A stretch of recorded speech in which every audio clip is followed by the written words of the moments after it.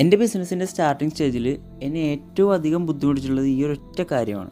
വെബ്സൈറ്റും പർച്ചേസിംഗ് ഒക്കെ almost done ആയിട്ടിരിക്കുമ്പോഴാണ് നമുക്ക് ഈ ഒരു പ്രോബ്ലം വരുന്നത്. വേറൊന്നുമല്ല, വെബ്സൈറ്റിൽ അപ്ലോഡ് ചെയ്യാനുള്ള പ്രൊഡക്ട്സിൻ്റെ ഫോട്ടോസ് ആയിരുന്നു ആ ഒരു പ്രോബ്ലം. പ്രൊഡക്ട്സിൻ്റെ ഫോട്ടോസൊക്കെ ഏകദേശം പ്രൊഫഷണൽ രീതിയിൽ തന്നെ ചെയ്യണമെന്ന് എനിക്ക് നിർബന്ധം ഉണ്ടായിരുന്നു. അതിനായിട്ട് ഞാൻ ഒരുപാട് ആൾക്കാരെ കോൺടാക്ട് ചെയ്തു.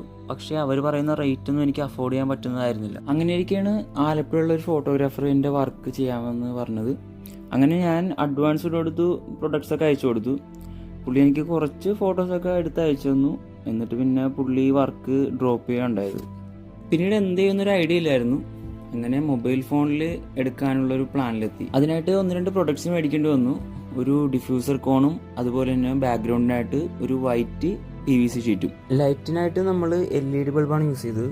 അങ്ങനെ ഒരുവിധം നമ്മൾ ഫോട്ടോസൊക്കെ സെറ്റ് ചെയ്തു. ഈ കാണുന്നതാണ് ആ എടുത്ത ഫോട്ടോസൊക്കെ.